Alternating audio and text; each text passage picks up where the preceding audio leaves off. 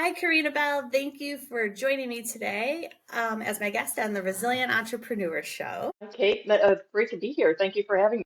I'm very excited to get to know a little bit more about your business. So I know you're the founder and CEO of Profitlines and have been an entrepreneur about 6 years now.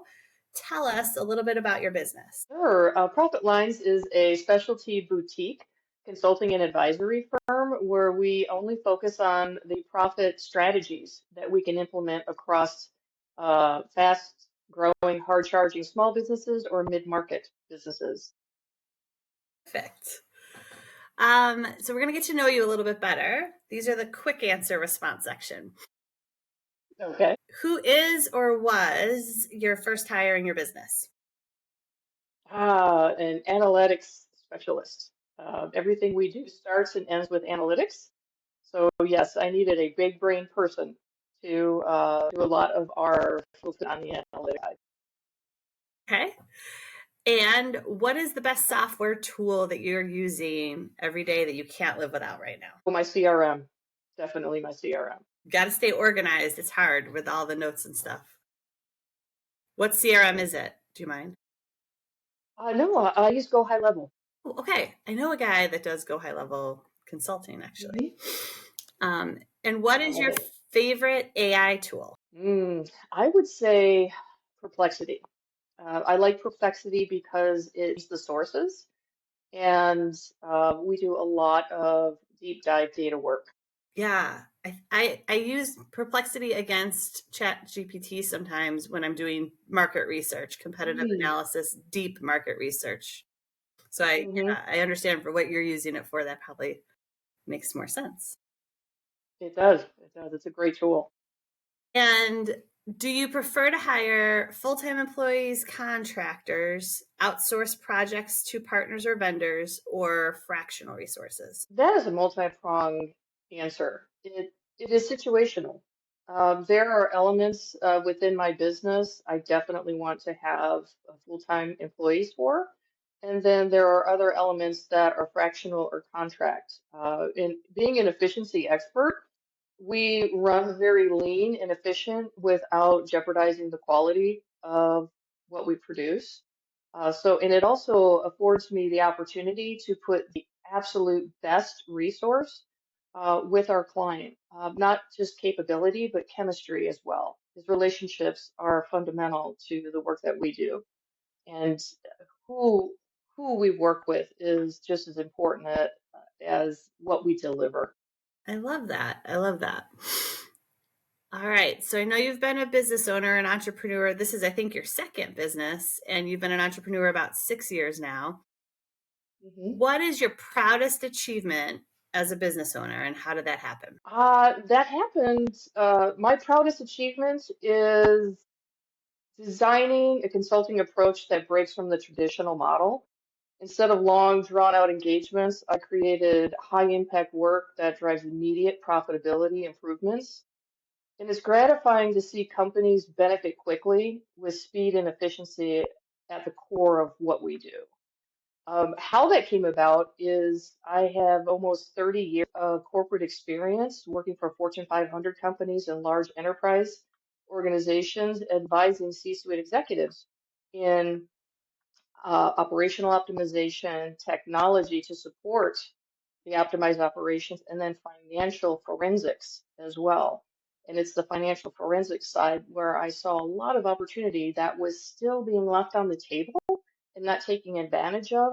When I opened Profit Lines and started that with the structure, I took everything I learned from corporate and applied it to what we could provide to mid-market and enterprise organizations as well, but at a much quicker and more effective rate that the impact is significant in a short amount of time. So I'm very proud of that because we are able to produce tangible, measurable results very, very quickly. In fact, our clients typically see a 10 to 30% increase in their net profits within the first 30 to 90 days. And that comes with a 5-time ROI guarantee. So we have a proven process that delivers every single time. I love that you're a disruptor. And I think a lot of people go out on their own to start a business because they see a problem in the market or corporate or enterprise of a failure to evolve or adopt. And they're like, we could do this Hmm. differently, right? You have this new way of solving said problem as a disruptor. But I also love the bold stats. And you shared that with me when we had met previously of how the investment they make in your firm, they recoup that money back, 3x, 4x, 5x, and that you have that guarantee. So it takes that risk away from a company's, concern about engaging you potentially, right? It's like you'll recoup your investment. The ROI is immediate. And again, disruption is huge, but also people are always thinking about the risk and the ROI. Hmm. Yeah, and that's when I was looking at a traditional consulting model. I really did want to shake it up because working in corporate, I was on the receiving end of the consulting results and the high ticket or high cost of bringing in a consultant, and then the results that we received were not always guaranteed. Oftentimes they were not what we were looking for. And so I really took the pain points and said, where can we make it better? Where can we make it more effective? And our focus, my focus is always on value and result. And that's what drives everything that we do. If we're not delivering value or we're not delivering results, I'm having conversations with the client as to why, if we need to correct it, or have we achieved the goals we need to achieve, and either shake hands and come back again when a new challenge arises, or we look across the organization for new opportunities for us to engage in. We earn the right to come back and work with our clients month over month. Yeah, I love that. It's a great approach. We also all know that being a business owner is very challenging. It's not easy. You can have a great idea and not make any money.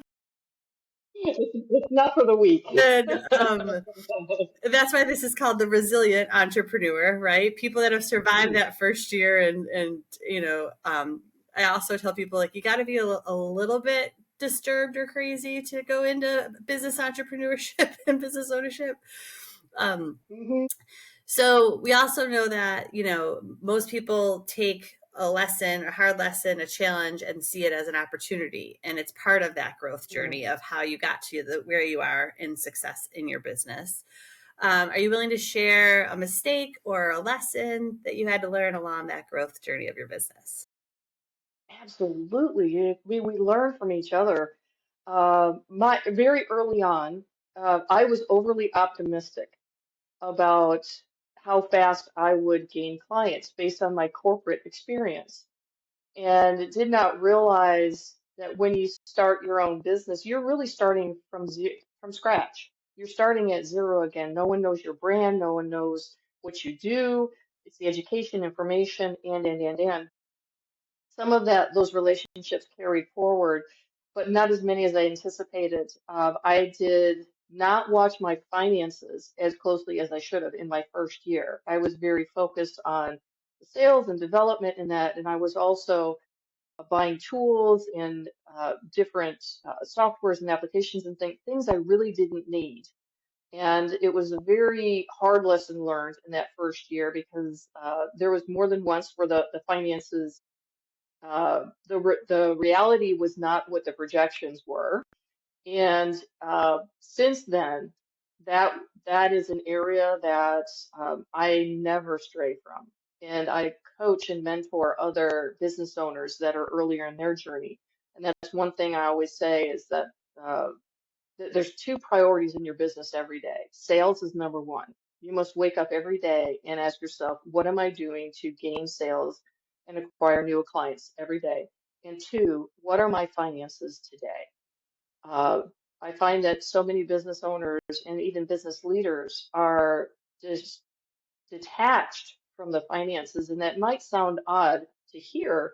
However, knowing the very details of your business, regardless if you're a $1 million company or a $10 billion company, the people in the leadership roles must have their finger on the pulse of the financials of their business every day. I challenge a daily uh, knowledge, daily reporting of the finances. So that's again at the core of what we do is all financially driven, getting down to line item level of detail in a business where most leaders don't go. They don't know how to, they don't have the tools to, and they're relying on historical reports to tell them what happened instead of prescriptive and predictive analytics that can indicate signals of things getting out of variation that can be corrected very quickly.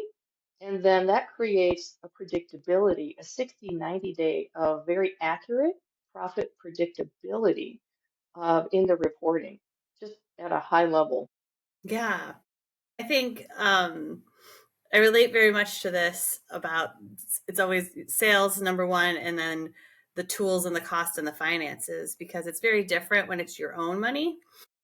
If Mhm. you've bootstrapped this, business and startup and haven't taken investor dollars when you're making decisions about software, but also when you're having to lock into software for a year contract or you're not 100% sure if you're going to need all the software. And every meeting I would go to that first year, people would recommend new tools. And I'm like, ooh, new tools. And like very excited, like, shiny ball, shiny ball. Maybe I need this right tool instead of maybe if going through a formal RFP process and making sure I bought the right tool at the right time when the business actually was mature enough and needed it. And I also Mhm. saddled myself with some significant software licenses and contracts. I won't use names, but one of which is very hard. It was very expensive choice and hard to get out of in that first year. And then when you get to the end of the year and you're doing your like revenue versus profit versus expense analysis and sitting with your CPA and they're like questioning this like $40,000 software Mhm. decision. Yes, Very different when it's your it's money. very different, very different. And I think we go into it with what I call delusions of grandeur. Is you really don't need a lot to start. You do not need tools. And what I advise is, hopefully you're starting your business with some working capital. And my advice is do not buy tools until your business can pay for it. Don't touch that working capital. Don't buy tools until you're generating revenue that will pay for those tools. Never touch that safe capital to keep your business going and flowing. And a second lesson learned, and this is something that I encourage people to do continuously, is as you're focusing on your sales, uh, bring in help as quickly as possible. I see business owners being a solopreneur for far too long and carrying the burden of the business for far too long. Mm-hmm. You're After you're getting sales going, your second priority is bringing in help, wherever that is, wherever it's most critical for you building your business. Yeah, we help some companies with that.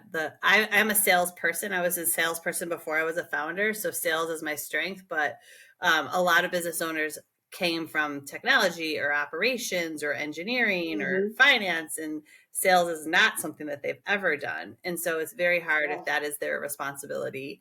And it should be. I often hear in this podcast when I ask who was your first hire from the technical founders that sales was their first hire, that they needed someone else to sell the product that they were Hmm. building or designing or their solution, right? Awesome. Yeah. So let's talk a little bit about what's next and where you're going, where you're headed in the future. So these are, again, shorter answer questions, but what is on the plan for you this year to grow your business through the end of the year? My main focus is scaling. And the first step towards that is outreach, education, information. We are a well-kept secret, and I'm on a mission to change that.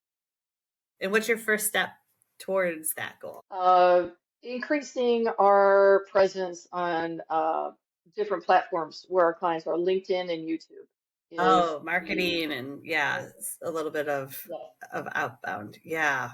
I was that and direct outreach to decision makers. perfect, perfect. I was wondering if you were going to throw in a plug for that networking group that we're a part of and that you're a chapter leader for about how networking is important for growing your business. Oh, yes, yes, the connective, yes, it's a wonderful B2B, professional B2B referral group. And what I love about that group and how it's different from others is the foundation of the group is building relationships first. And then that produces meaningful introductions that ultimately turn into closed business. I'm a relationship-based person. That community resonates deeply with me, and the people that are most successful in that community, they come in knowing the value of investing in building and nurturing relationships, and they're also givers to start that they give before they expect to get. And it's just an incredible community to be a part of. And I have the honor of being a chapter head for two different chapters. Yeah. And that's where we met, and that's why I thought maybe you would plug that. But I think the importance of referral partnerships when you're starting out and growing a business is also huge. And I think it's then critical. yeah, I really think it's critical. You know, having community isn't optional. It's really critical for you to get the traction and start to build your business. and then do you see any obstacles in your way for the marketing, the outbound, the social media platforms, the outreach this year? Oh my goodness, I would say time. Time. You know, I love to be part of it in that, and I think like most entrepreneurs, that it's the time. And I am an innovator, so I'm always thinking about how can we do it better? How can we be more effective? How can we deliver more value? Uh, you know, where can we create more results in that? I'm always in the constant state of improvement for myself, for our services, and for our clients. So I think for me, time. I, I uh, I never feel I feel like I never have enough time to do everything I want to do. Not that I have, it's the stuff I want to do. I've shed stuff I don't have to do, but it's the things I want to do. Yeah, and then hiring to complement where you need someone else to bring in their expertise to complement yours to, because as a founder you can't do it all, right, like you said. um, You know what? We are good at some, we are really, really good at things. We're not good at a lot of things. yeah, there's certain things that And I things are don't love better for doing.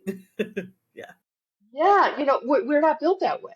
We're just not built that way, and that's okay. And I love that. It's like I love tapping other genius. And I admire what people bring to the table. It's absolutely incredible because, you know, I've done some pretty neat things individually.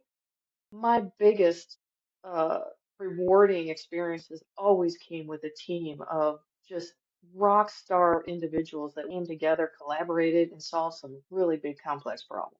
and I think that's the That's where I key go. when you're building a business is if you don't have enough resources to hire a team of employees, you build that team through a partner referral ecosystem and community. Hmm. Like you said, you find that you can have a team made up of external partners, not necessarily just internal employees to build that team. Absolutely, absolutely. Having an ecosystem that you can tap with strategic partners or you know, subject matter experts is key. Is key. When you think about if you have the best of every area that you need help in or your client needs help in, think about how much more effective and how much more you are over serving your clients by bringing that type of talent to the table every single time. And I think people do business with people that they know and trust. So if you're doing well and serving a client, and successful in your engagement, they're going to, and you uncover another pain point or need in another department, they're going to want to know who you know to solve that problem. And Mhm. so having that Mhm. refined partner ecosystem and knowing who to send and who to recommend and refer people to is key, I think, in adding more value to your customer by helping them solve other problems beyond what you were commissioned to, hire to solve. Mhm. Absolutely, and that creates a growth opportunity for your own business. Hmm. Yeah. Awesome. Well, the last part is how can I help? Introductions to either direct clients or collaborators. Good collaborators for me are folks that might have higher ticket services or products, and their clients say, I like it, I want it, I can't afford it. Oftentimes, I have colleagues calling me saying, you know what, we need you to go find the working capital for them. They'll introduce me before them. We'll uh, produce the results for them, accelerate their engagement, and then the client has multiple advantages in a very short amount of time. And then direct clients for us are, we do work globally, so we work both in the US and around the world. And it is those business owners and business leaders, CEOs, CFOs, COOs, that have their pulse on the P&L of the company. They are actively seeking solutions. They are challenged. Right now, we are actually doing a bit of work in tariff management. Any business that is affected by tariffs, there oftentimes are not people assigned to manage tariff, and tariff is significant for those that are importing and exporting in and out of the U.S. right now. You know, if their operations are chaotic, if their organization is a little bit chaotic, if they are a new leader, if they've been in their leadership position a year or less, they're drinking from multiple fire hoses. We can help come in, and from a financial standpoint, we can plug the leaks very quickly and create some working capital for them that they did not anticipate in their existing budget. Awesome. I love that. I think that was great. And we've definitely talked about ways that we can partner and help. And then hopefully this podcast interview video will help with that other part of the social media and LinkedIn and YouTube and outbound outreach of just getting your name and your company out there and giving you a little bit of press, right? So, um, Oh, I'm sure it will. Thank you so much. well, thank you for sharing and being so open and honest about your stories about your resilient entrepreneur journey. Now that you've been on my show, who do you recommend for me to interview next? Hi, Alicia DeCaro of Empathics Creative. Okay, I don't know her, so if you'll do that email, I'll invite her. She can be my next guest. Absolutely. Well, this was fun. It was good to see you again and talk to you again, and I wish you much success the rest of this year with your business at Profit Lines. Thank you, Kate, and you as well. Let's go keep going and keep growing together. I love it.